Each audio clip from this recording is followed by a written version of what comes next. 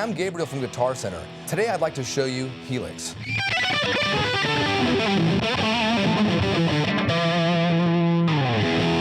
Helix is one of the most powerful and flexible guitar processors ever created. Although Helix might seem complicated at first glance, it's actually extremely easy to use, and you're able to construct amazing guitar tones right on the fly with virtually no menu diving. What I'd like to do today is create a preset from scratch. So as you can see here, we have these blocks. The first thing I'd like to add is that if you press this knob here, let's go ahead and add a volume pedal.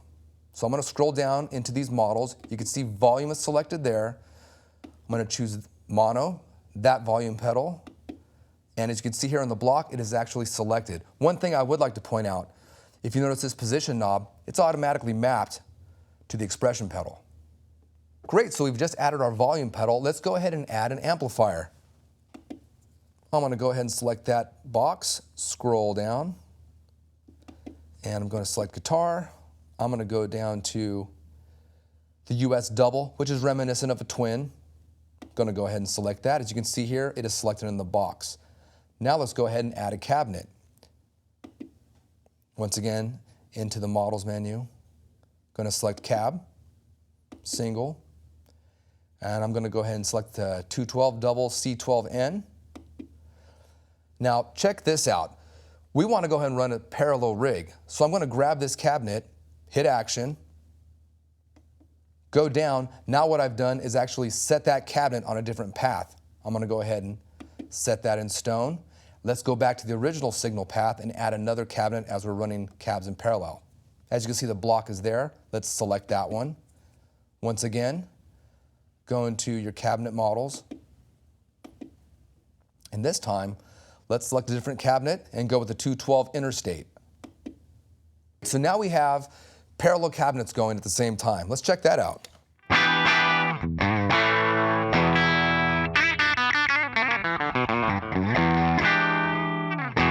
Now let's go ahead and move the mixer and merge it back here. So what I'm going to do is, as you can see here, we've got parallel paths going. I'm going to go ahead and take this point where they intersect, hit action, and I'm going to move that right back so that, in essence, it goes right back after the cabinets. So now that we've got our mixer where we'd like it to be, let's go ahead and start adding some effects, distortion, modulation, and the like. So what I'm going to do here, as you can see, this box here is going to be our next effect. I'm going to go ahead and select a distortion. Select the Minotaur. And what I like to do at this point is, you can see it's illuminated there. I want to go ahead and move that effect in front of the amplifier head. It's very simple to do. All you have to do is hit action and simply scroll and put it where you want it to be. Right now it's in front of the amplifier head, so I'm going to set it there. Perfect. Let's take a quick listen to that. Next, let's go ahead and add some modulation. We're going to do this after our mix merge there. And let's go ahead and dive into the menu here. I think I'll start with the delay. Let's go stereo and do a simple delay here. And then I automatically know I'm going to want to add a reverb. So let's get that going as well. Go into the reverb models, stereo, and I prefer room, so let's add that one. So now we've got our delay, we've got our reverb, and finally in our chain, let's go ahead and add a looper. So as you can see, we've got our last box here. Let's dive into the models again, scroll down until we find looper, and select that. Now that we've got our preset and amp all set up, let's check it out and see how it sounds.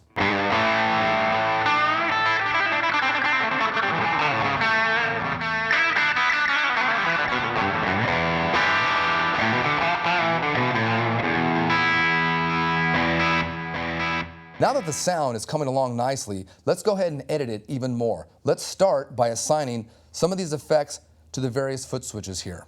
We've got the looper ready to go, and it's as simple as a touch hold. As you can see, I hit OK. The looper is assigned to this switch. Let's go ahead and do that with every other one. I'm going to scroll over, and we're going to do that with the reverb. Touch hold. OK. We're going to scroll over and do the same thing with the delay. And let's go ahead and go over and do that with the distortion.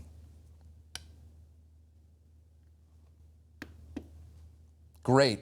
Now, as you can see here, we've got the distortion, we've got the delay, we've got the reverb, and we've got the looper all set up on the foot switches. Editing on Helix is extremely simple. You can actually go through the various effects and just touch. And as you can see, it's scrolling through the reverb, the delay. Let's start with the distortion. So I'm going to touch that and get back to my Minotaur. Let's check that out.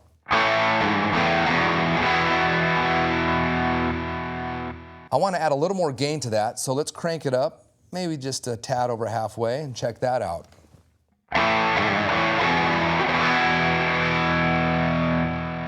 Very nice. Let's go ahead and move on to the delay. Once again, as simple as touch. Now we're in the delay patch. Let's check this one out.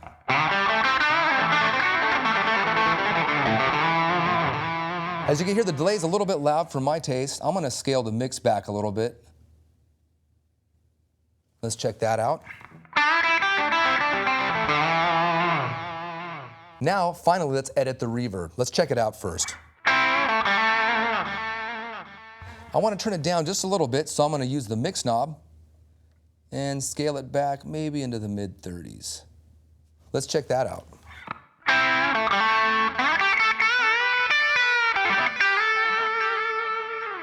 So now that we've got the reverb to where we want it, let's actually go back and configure the amp itself. Now, to get to the amp, it's as simple as this button right here. It's got an amp icon on it, so if I press this, you can see we get right back to the amp parameters. Once again, we chose the US double, which is reminiscent of a twin, and let's check it out real quick. I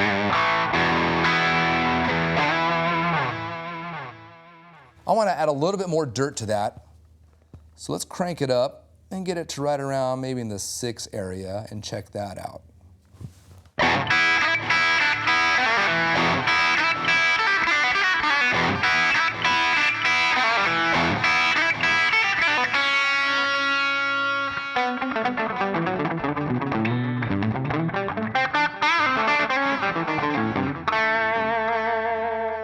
This thing really cleans up. It sounds great.